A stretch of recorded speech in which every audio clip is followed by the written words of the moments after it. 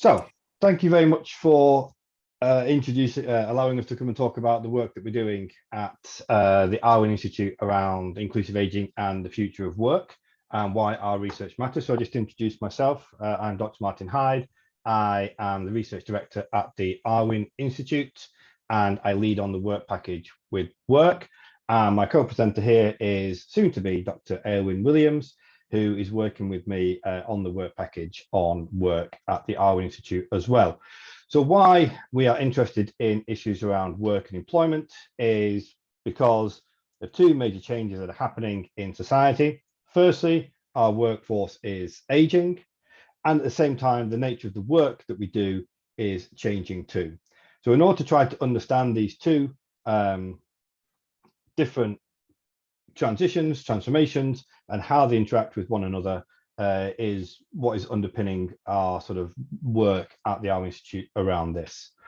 So you'd be happy to learn that we are all working longer. So if we look across the OECD region, we see that labour market participation rates have steadily increased since 1990. So the bars moving up to look at the triangles.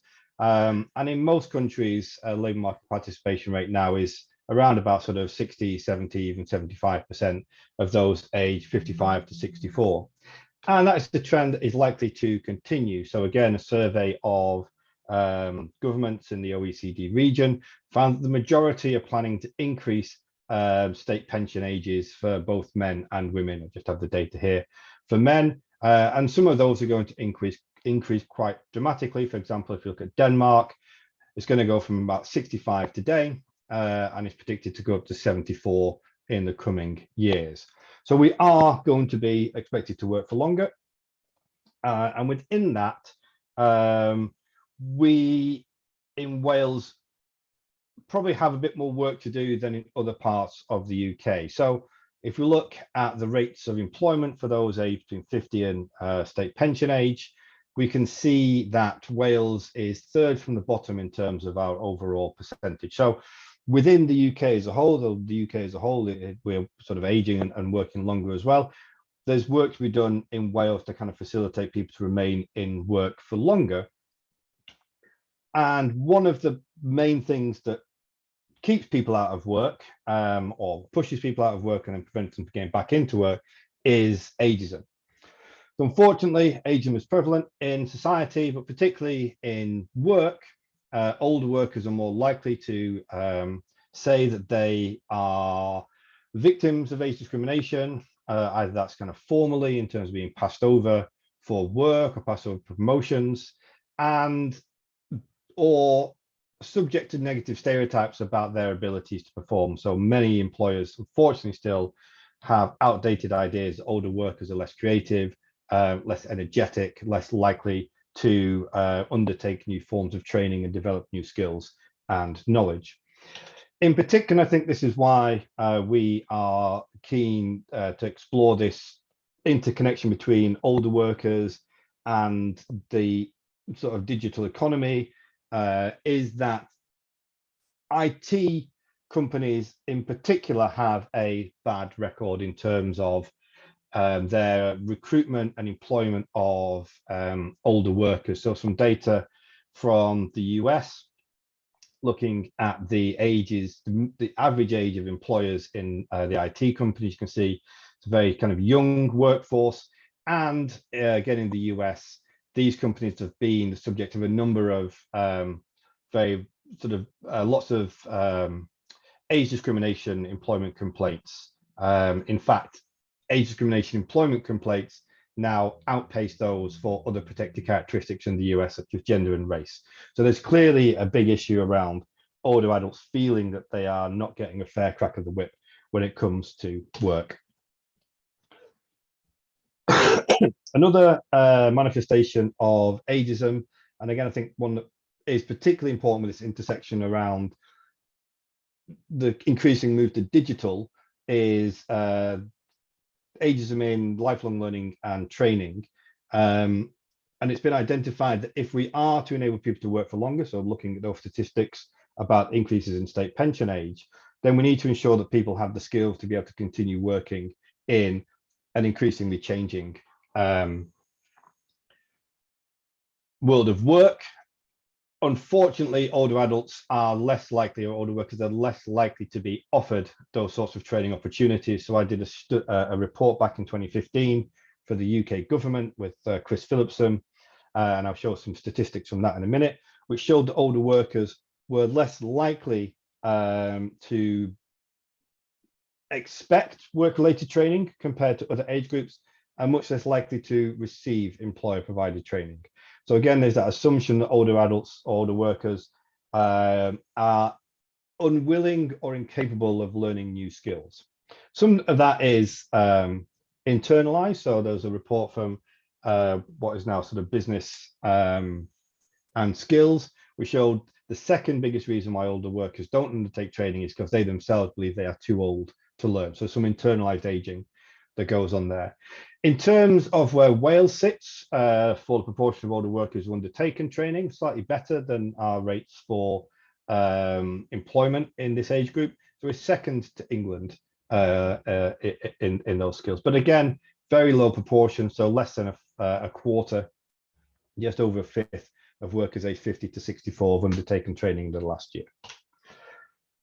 Third major issue, before I kind of hand over to Aelwyn, is about ageism in recruitment and hiring. So whilst at work, older workers are subject to negative stereotypes, but they feed into older workers trying to get jobs. So if they are pushed out of work or wish to change jobs, older workers find it more difficult to re-enter the labour market than younger workers. So they're much more likely to be part of the long-term unemployed.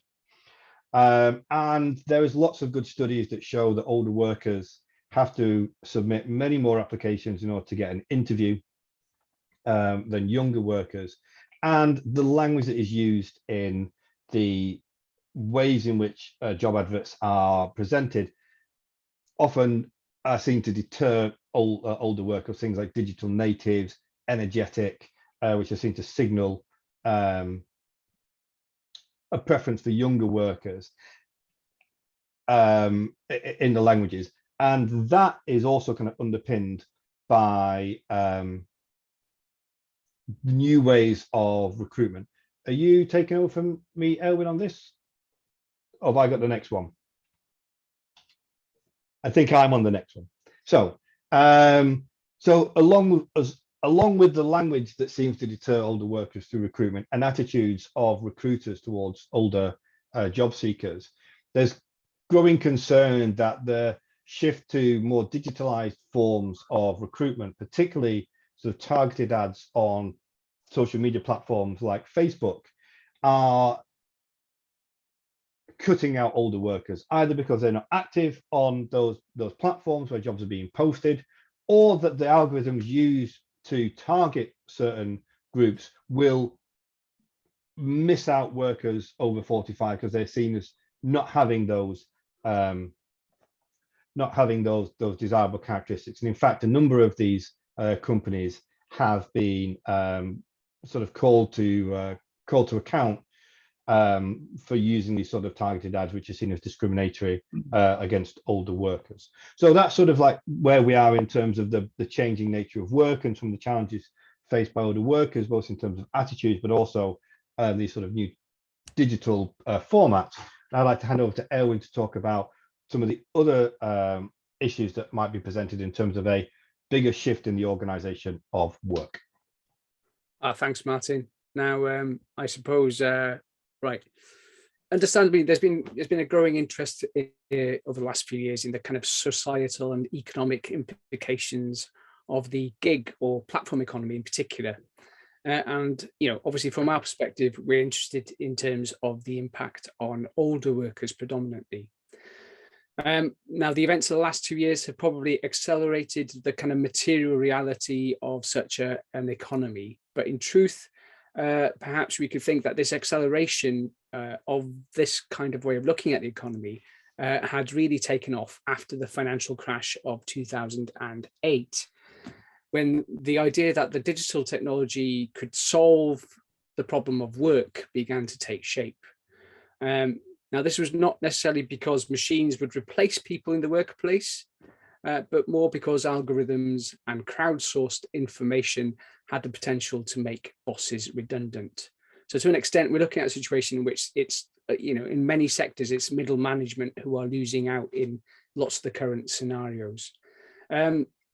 Also, I mean, in part, there's also been a change in the way that economic activity has been reorganized into a kind of a person-to-person structure. So for large parts of the economy, especially services, they've been seen as kind of fair game for this kind of change or disruption, as our platform overlords often like to call it. Initially, though, many years ago, it was called something quite soft and nice, like the sharing economy. Now, if we fast forward to 14 years after the financial crash to where we are now, we stand in a place where this kind of digital transformation of our lives is a reality that has led to, in the case of larger platforms in particular, things like issues like paying poverty wages, dodging taxes, destabilizing urban neighborhoods, and also accelerating the carbon emissions in some respects, as well as making it easier to get a taxi or getting the Big Mac to your door. And in terms of our working lives, there's been an expansion of these technologies from the periphery of the kind of working experience into something far more commonplace. So algorithmic management, or heteromation, which is the extraction of economic value from low cost or free labor through our computer mediated networks, these things are all becoming more ubiquitous, from the use of scheduling software to the supervision and the discipline of the workforce in general. And yes, I'd include in that the teams telling me how many emails I've failed to reply to this week. So anyway, the market, the market is also, the labour market is also becoming, in many respects, more planetary, and we can see that there are some key conflicts around, things like jurisdiction versus company location. How do we class an employee these days? And how are workers' rights to be protected to ensure that the kind of basic needs are met and respected. Can I have the next slide, please, Martin? Now, there's a growing literature from think tanks and academics about this situation, not least on the kind of implications of these changes for workers. I'd probably at this point, I'd highly recommend, if you get a chance, to have a look at the online Digit debates that have come from the Digital Futures Outwork Research Centre at Brighton University, or there's been a really good recent report looking at working at home during the first 18 months of the pandemic, which is rather unimaginatively called Working at Home. And I think that's ESRC funded. It's out there. But the Digit debates are worth having a look at. Now, in one of those debates, Professor Juliet Shaw from, I think, New York University somewhere, she talks about her recent book, After the Gig, which came out in 2020, which was based on extensive research over a 7-year period in which she and her team in the US look at the ins and outs and the growth of the gig economy. And she characterizes 3 main positions often found in this literature around the gig or platform economies.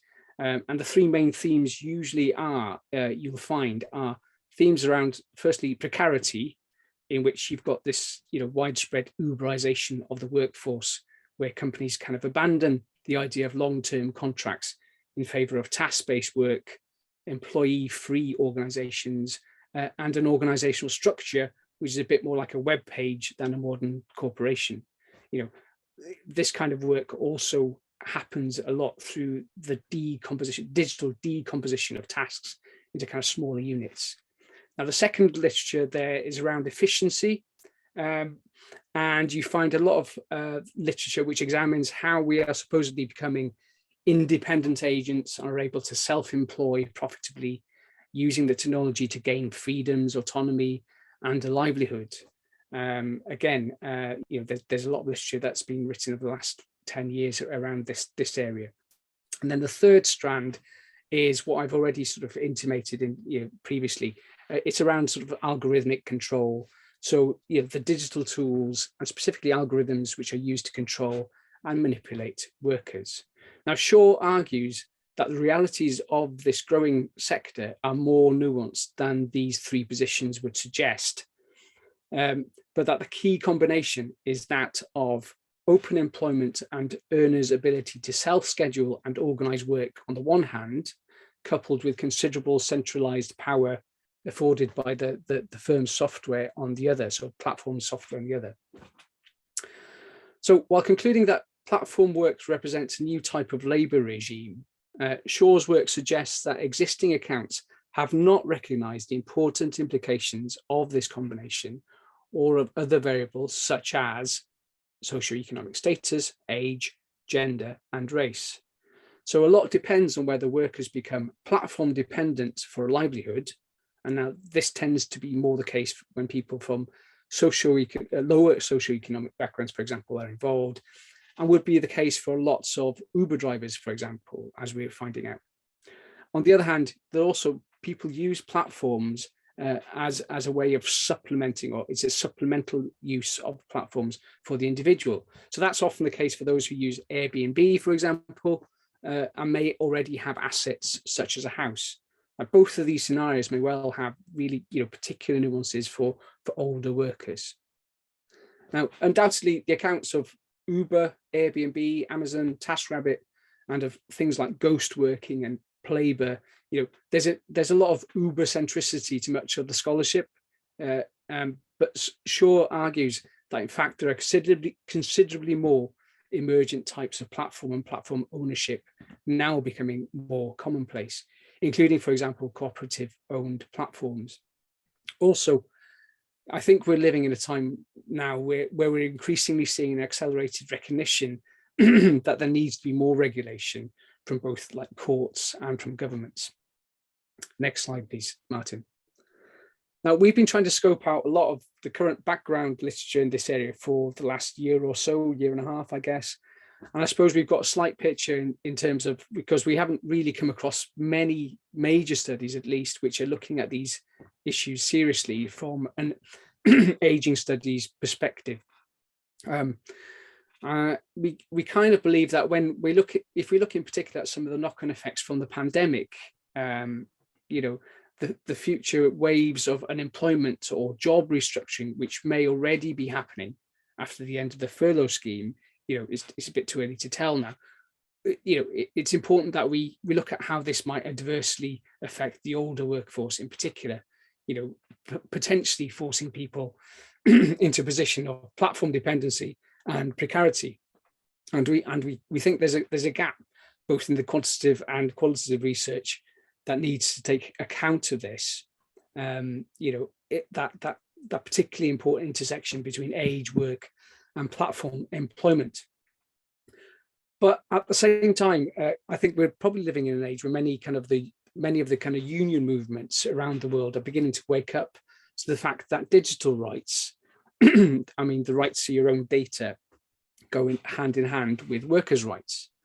And increasingly, this is the space where kind of algo activism is being pursued, at least in sections of the US and European workforce.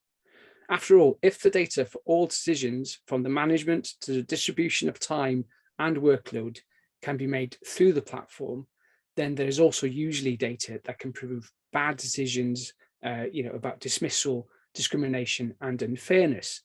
And these issues are now increasingly being brought to the attention of the courts and the unions. So I think we're on the last slide, aren't we, Martin? Yeah. So I think thank you for that. It was fantastic. I think just to sort of summarize why we think our research is important, I think is because of these two massive societal shifts. One is the increased aging of the workforce and challenges that brings and opportunities anyway, but how that intersects with this increasing kind of shift towards more digital forms of working. And actually, we have just had a number of reports coming out about the impact of home working and remote working on older adults, and the evidence is not good. Older adults have made up the biggest share of those people who have not returned to work following either furlough or the pandemic. So it does appear to have had a huge negative impact on older workers, disproportionately so compared to other age groups. but there's still loads of research to be done, and we're really keen to kind of work with people, particularly people who have experience coming from the digital side, or the, looking at kind of platform economy and kind of combining it with our knowledge and research on aging and workers. And I think, again, this is super important in the global context, but particularly in the Welsh context, as we're seeing that there's work to be done here to improve the situation of older workers in particular. So really, open to people getting in touch with us, reaching out if they've got any kind of questions, ideas, opportunities for collaboration. We'd be really interested in hearing from you. And thank you very much for taking the time to listen. Cheers.